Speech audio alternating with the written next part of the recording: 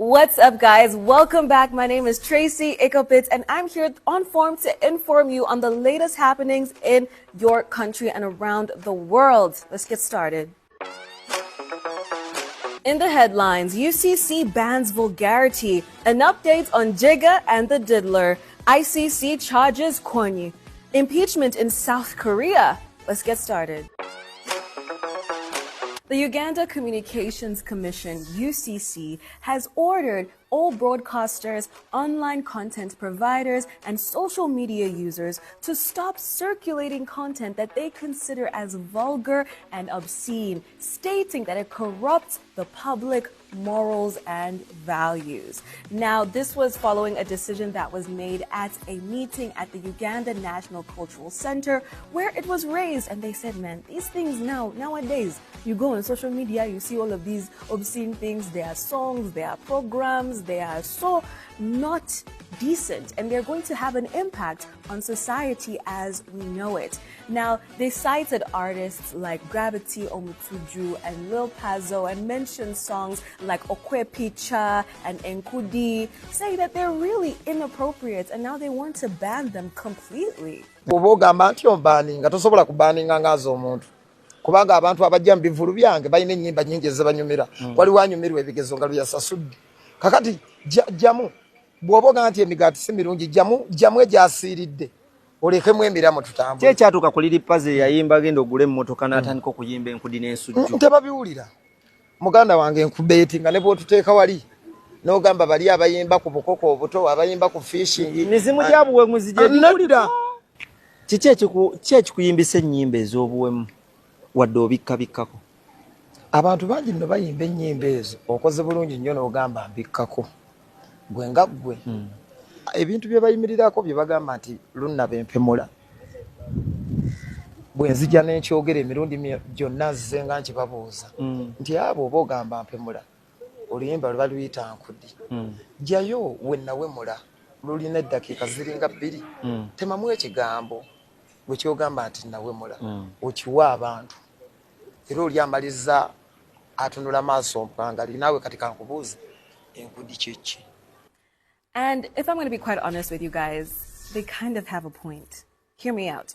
The things that we see and the things that we hear impact how we operate as human beings. It can be conscious, it can be subconscious, but whether or not you want to accept it, it is true, especially with children. Their minds are like sponges. They absorb everything they see and hear. Literally, it's monkey see, monkey do. And I understand UCC's position as the regulator for communications to want to kind of put some sort of block or to kind of regulate this, because it really does need to be regulated. There's no reason a 3-year-old should be going around singing Okwe Picha. Let's get into Jay-Z. Obviously, we have an update on the lawsuit, but for some backstory before we get there, Jay-Z was served. He was being sued by a girl who was 13 years old at the time in 2000, and she said that she went to a VMA's after party and was assaulted by Jay-Z and P. Diddy. Now, Jay-Z went to Roc Nation and released a statement saying that these are heinous allegations. He called Tony Busby, who's the lawyer that's representing this lady who's going by Jane Doe, called him a 1-800 lawyer, an ambulance chaser, and basically was trying to discredit him and said, you know what, you're coming for me, but just know I'm not like any ordinary man. I'm a young man from Brooklyn. And now she went on an interview on NBC, and she was covered. Like, we didn't see her, we didn't hear her voice, but she was doing an interview. And during this interview, she was asked questions and was saying that she actually made mistakes with some of the details that she gave. She claimed that this happened at the VMA after party. However, it may seem like Jay-Z and Diddy were at different events. They were not at the same event. That's not to say that they didn't get to the location that she mentioned in her lawsuit later, but the way it's looking is that after the VMAs, they were at different places. She claimed that at the VMA after party, she spoke to a specific celebrity, but now this celebrity wasn't even at that party. He was in a completely different place. And then she said that she was picked up by her father, but now there's a little discrepancy with that. We're seeing that she lived 5 hours away from where she was in New York, where the VMA after party was. And her dad publicly came out and said he doesn't remember picking her up. And he said, if something like this happened to my daughter, surely I would remember. But guys, obviously, it's possible that Jay-Z is a very rich man. It's possible that maybe he got to the dad and told the dad, I'm going to give you some money if you do this for me. Do you know what I mean? We can't know fully, but obviously this has created some sort of vindication for Jay-Z, and he said there were inconsistencies and whatnot, but now we're going to see. He wants this case dismissed unless she tells us her identity, but guys, I don't know what's going to happen. I don't know if the suit's not going to get thrown out, but obviously as it happens, we will keep you updated. The International Criminal Court, the ICC, has scheduled a confirmation on a charges hearing for Joseph Kony, who is the leader of the Lord's Resistance Army, the LRA, to commence on the 9th of September 2025. Now, this hearing is actually going to happen in his absence as he is still at large.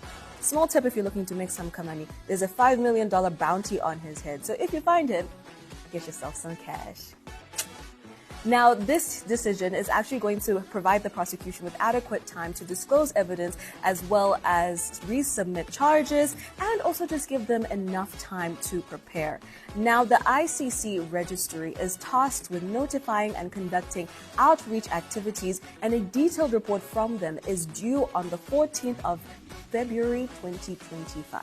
Now, a confirmation hearing typically happens because they want to see if there is enough evidence to proceed to trial. So this will be happening on the 9th of September 2025, and we will keep you updated as it progresses. And hopefully by that time, they will have found Kony.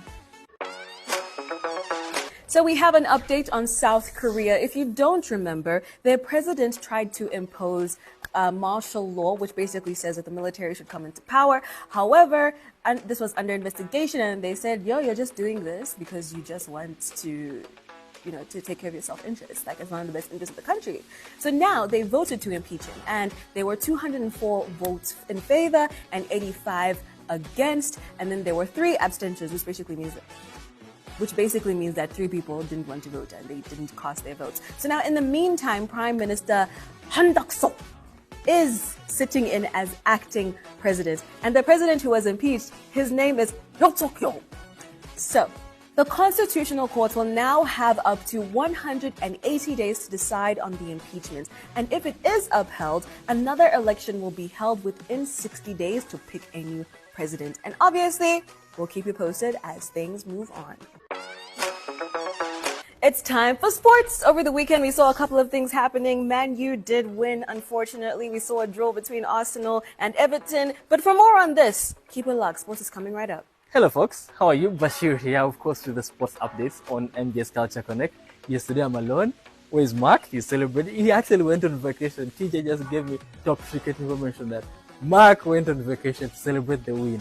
Talking about wins, Manchester United picked a well-deserved win yesterday up against Manchester City. So we had the Manchester derby yesterday. Of course, Man City coming in scoring first with Virgil with the first early goal. Then they tried to contain the game until in the second half, in 88th minute, when Amad Diallo gets a penalty that Bruno Fernandes converts very well. Then, within 2 minutes, they get another goal from Amad Diallo. I mean, a brilliant player. That one is an African, by the way, he's a brilliant player. I mean, he's impressive. He's done well. Kudos to Manchester United. Manchester is now red. So you guys, shout out to Mark and Nina and every Manchester United fan out there. Apart from that, obviously 2 big teams who are in the title race drop points. We're talking Liverpool and Arsenal. Let's start with Arsenal. Arsenal were at home playing Everton. Obviously, Sean Dyche is one of those guys who has never been easy, who has never made it easy for Arsenal at all. So this time round, the game ended 90 minutes, obviously 0-0. I mean, they tried getting the set pieces, all failed. Of course, Sean Dyche is one of the pioneers of set pieces, so there was no way Arteta would have actually gotten away with this. So too bad for Arsenal dropping 2 points in this particular time, and the third on the table really is not Kawa. On the other hand, as well, Liverpool as well dropped 2 points. So their fast tracking race now is reducing. They were running so fast, winning games in here and there. Actually, guys were actually saying slot ball this, slot ball that. Time will come when Ancelotti will pace down a bit. So he has started pacing down, and we love to see it. The competition has to be stiffer. You don't have to leave other guys so far like that. So yeah, Liverpool, that particular game ended 2-2. And of course, we also had Chelsea picking up a much-needed win for them. I mean, that puts them on the second position. Chelsea is the other team that no one actually expected this season to perform where they are right now, based on how they were last season. So Chelsea, I mean, ever since they got a new coach, Enzo Maresca, he's really formed his team, and the boys are really performing so well. So kudos to Chelsea. I mean, we just can't wait for how all this pans out. You can keep it locked on NBS Culture Connect for more updates. Back to you, Tracy, and the political command center.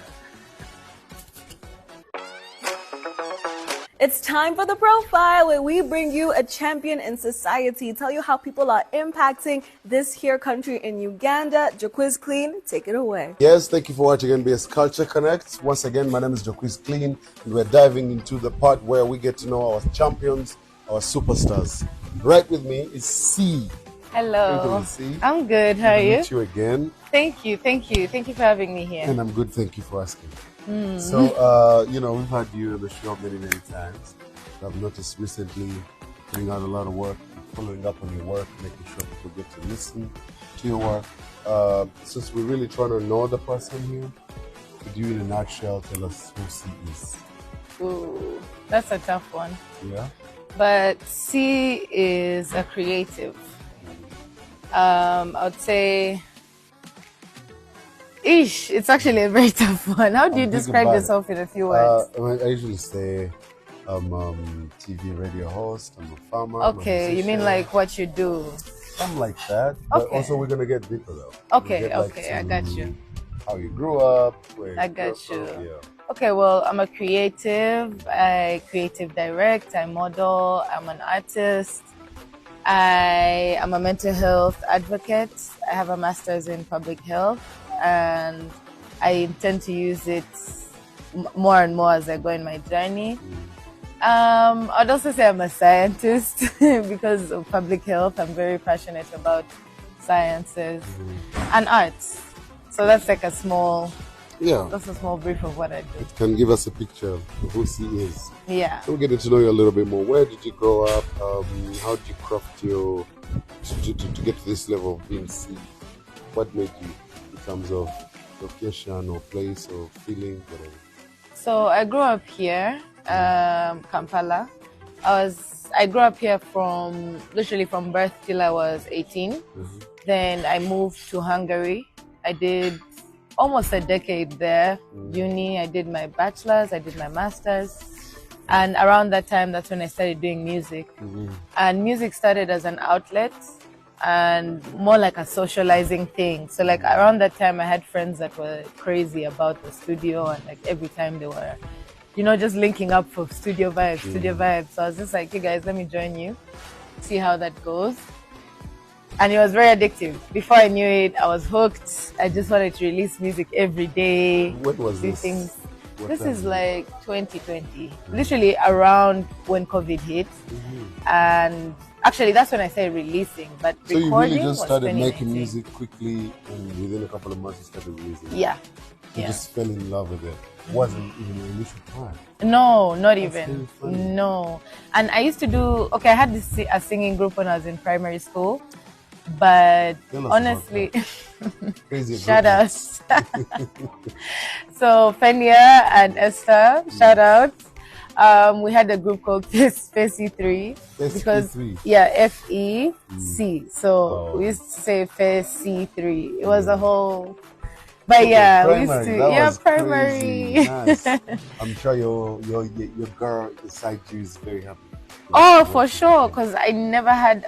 It ended there. Like I started there and ended there. The whole high school, I never sang even one song.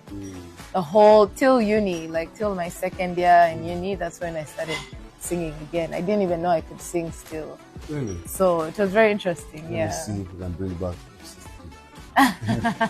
So, as an artist, who inspired your work, and how do you now start saying, you know what, I have become part of the game. Now we're making music. We're even back to UG and we're making music. I think what inspired